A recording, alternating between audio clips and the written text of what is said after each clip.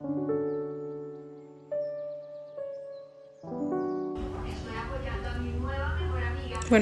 hoy voy a hablarles sobre el capítulo 2 del título 3 del Código Civil peruano, que trata sobre la ley aplicable al matrimonio y sus efectos, abarcando los artículos desde el 2075 al 2079.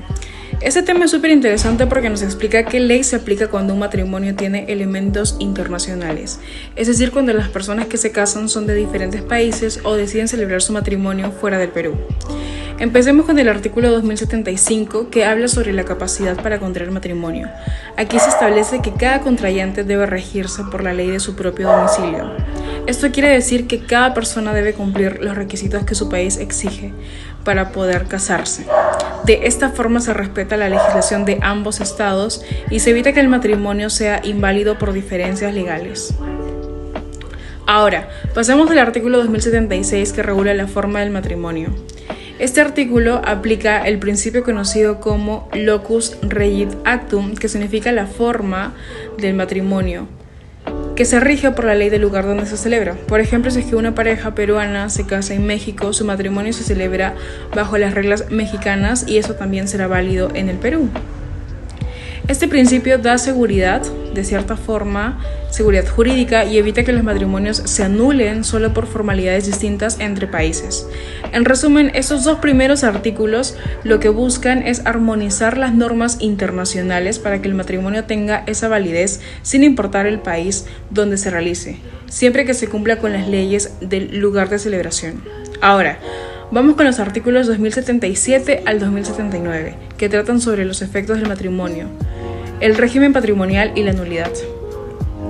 El artículo 2077 establece que los derechos y deberes de los cónyuges se rigen por la ley del domicilio conyugal. En palabras simples, se aplica la ley del país donde la pareja vive. Entonces, esto tiene sentido porque es ahí donde realmente se va a desarrollar la vida en común, la vida diaria.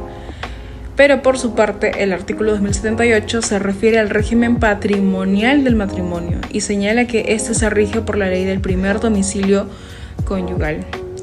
Eso significa que, aunque después los esposos desean cambiar de país, la ley que regula sus bienes seguirá siendo la del lugar donde vivieron juntos por primera vez.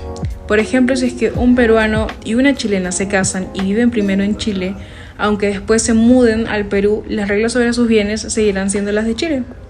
Y esto evita conflictos legales y da estabilidad económica al matrimonio.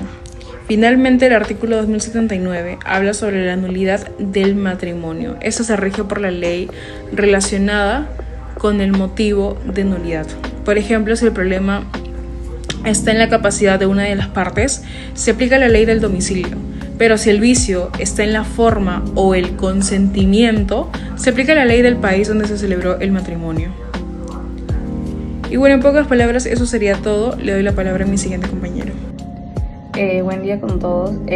Ahora me toca a mí explicarles el capítulo 1 sobre la ley aplicable a las personas naturales y jurídicas, y vamos a hablar sobre el principio, fin y ausencia de la persona natural.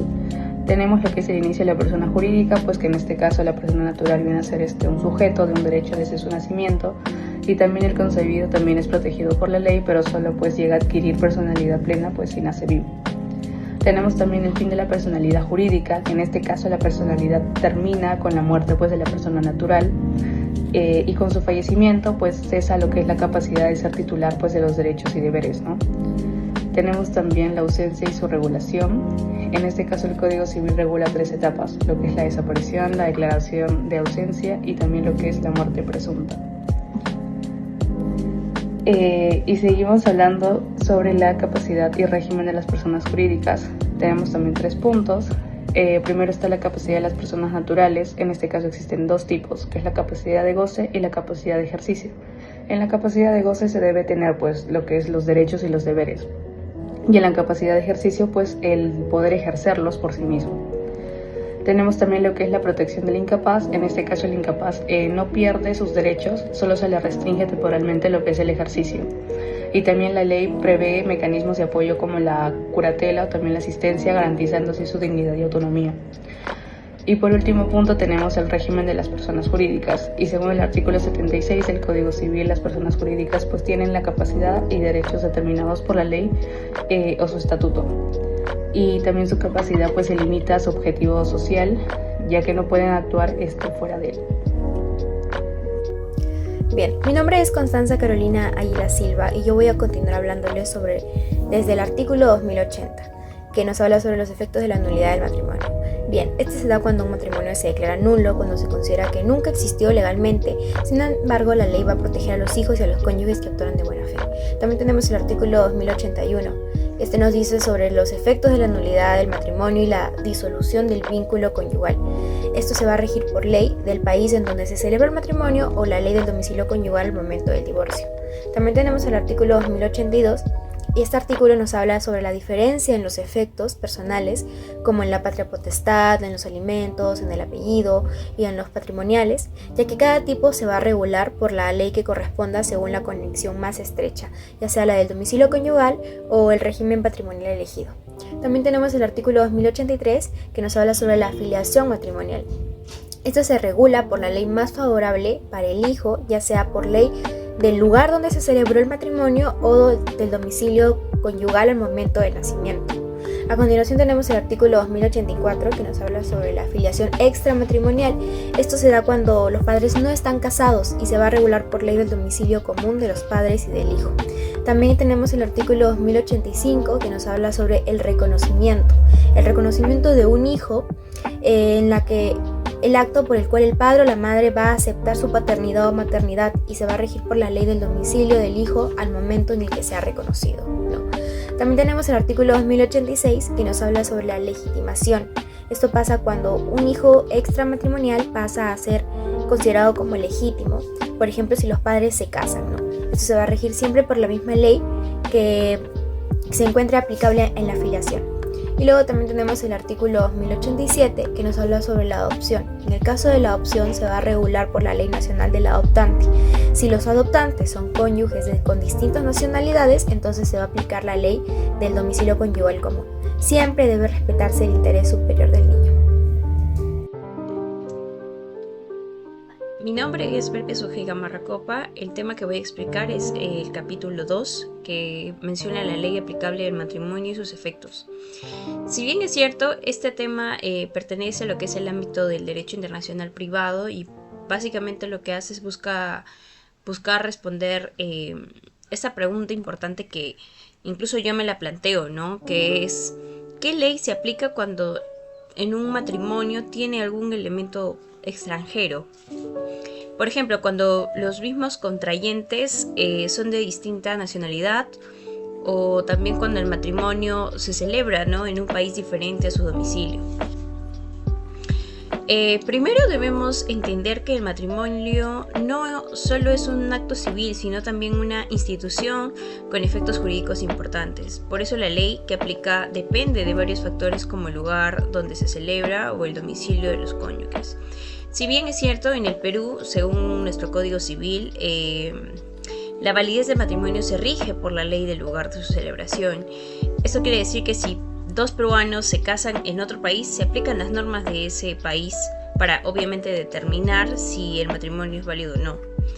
Pero hay casos en donde, por ejemplo, una vez celebrados, sus efectos personales y patrimoniales se regirán por la ley del domicilio conyugal.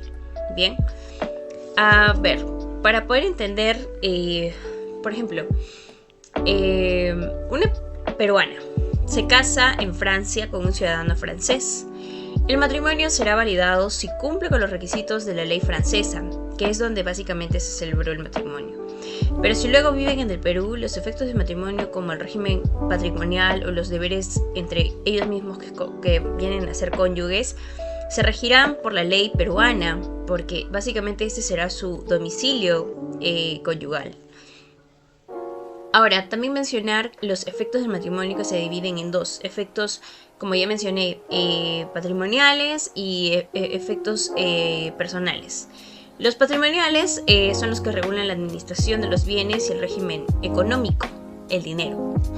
Y los personales, como es la fidelidad, la cohabitación y el respeto mutuo, ¿no? Y todo esto está regulado, esta regulación pues es fundamental porque evita conflictos legales entre países y también garantiza lo que es la seguridad jurídica de las parejas que tienen vínculos internacionales, ¿no? También permite que estos efectos del matrimonio sean reconocidos en distintos estados, siempre que no contravengan, ¿no?, el orden público o las buenas costumbres. Bueno, básicamente la ley aplicable del matrimonio y sus efectos busca determinar que la legislación debe regir tanto en la validez del matrimonio como sus consecuencias jurídicas, tanto personales y patrimoniales. Y obviamente su finalidad es esa seguridad jurídica y también armonizar las relaciones internacionales familiares, protegiendo así a sus cónyuges y asegurar que las uniones sean reconocidas con coherencia en diferentes sistemas jurídicos, también respetándolos, ¿no? Luego vamos a hablar acerca del régimen jurídico de los bienes corporales y su desplazamiento, lo que corresponde a los artículos 2088 al 2091. Comenzando por el artículo 2088, toca lo que es el principio del lex rei citae. La constitución, el contenido y extinción de derechos reales se rige por la ley del lugar donde se encuentra el bien. Siguiente, el artículo 2089 habla sobre los bienes en tránsito. Nos dice que la ley del destino definitivo o elección de partes y no será oponible ante terceros sin las formalidades del caso. Sobre el desplazamiento, el artículo 2090 nos dice que los derechos adquiridos bajo ley anterior son válidos, pero requieren cumplir formalidades locales para ser oponibles ante terceros. El artículo 2091 sobre la prescripción, la ley contempla el lugar donde se vence el plazo de prescripción, lo que va a garantizar certeza jurídica en comercio internacional. Siguiendo tenemos lo que son los derechos reales sobre medios de transporte y obras intelectuales, artículo 2092 al 2093. El artículo 2092 nos habla sobre los medios de transportes. En este caso sería prima lo que es la ley del país de la matrícula del bien. Este país va a regular la constitución, la transferencia y la extinción del medio de transporte. Siguiendo, por último, tenemos lo que son las obras intelectuales en el artículo 2093 y se le da protección, comenzando por lo que son, priman los tratados internacionales, y en caso de que el país no esté adscrito a alguno, pues entonces va a primar lo que es la ley del lugar de registro.